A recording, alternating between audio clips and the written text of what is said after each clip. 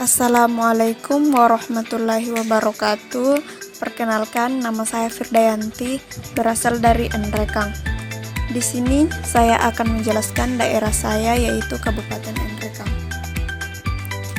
Kabupaten Enrekang pada umumnya mempunyai wilayah topografi yang bervariasi berupa perbukitan, pegunungan, lembah, dan sungai dengan ketinggian 47 sampai 3.293 meter dari permukaan laut serta tidak mempunyai wilayah pantai. Secara umum, keadaan topografi wilayah didominasi oleh perbukitan atau pegunungan, yaitu sekitar 84,96% dari luas wilayah Kabupaten Enrekang, sedangkan yang datar hanya 15,4%.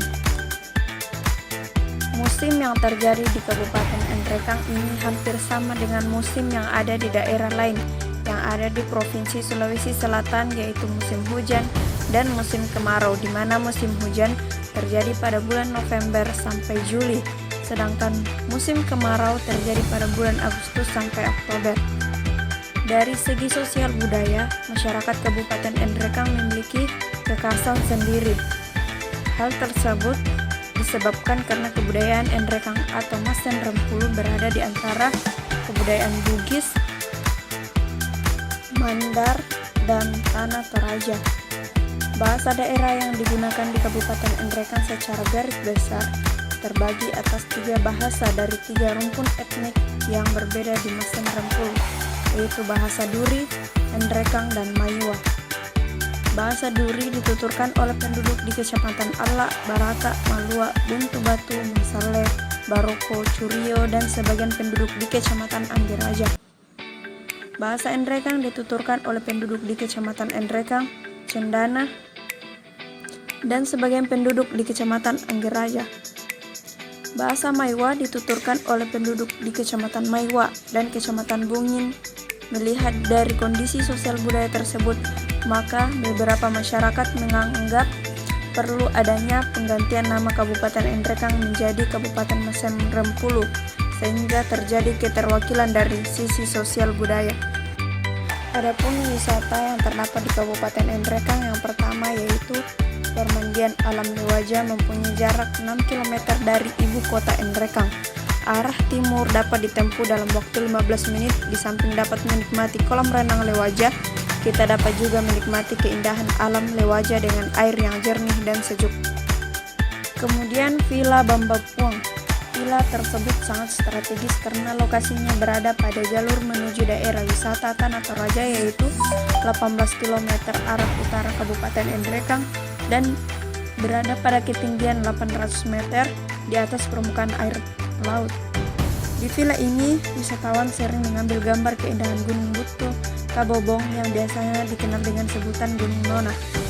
Butuh Kabobong berada di wilayah di Desa Bambapuang, Kecamatan Anggeraja, dengan menempuh jarak 18 km dari kota Enrekang dari arah utara menuju Tanah Toraja atau sekitar 800 meter dari permukaan air laut dan dapat ditempuh 20 menit perjalanan. Kemudian situs tontonan yang dulu dikenal dengan Serambi Mayat merupakan situs peninggalan prasejarah di mana terdapat mandu atau erong sebagai wadah kubur pada zaman sebelum masuknya Islam. Situs terletak di Tontonan Kelurahan Tanete, Kecamatan Anggeraja, 27 km dari Kabupaten Enrekang.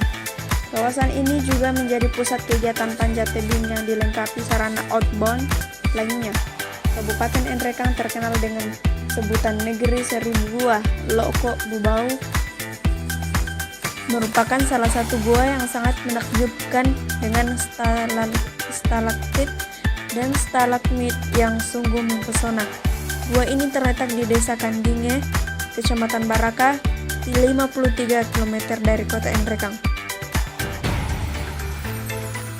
Kemudian Gunung Latimojong adalah gunung tertinggi di Sulawesi Selatan dengan tinggi 3.478 mdpl yang sering menjadi ajang pendakian bagi pecinta alam.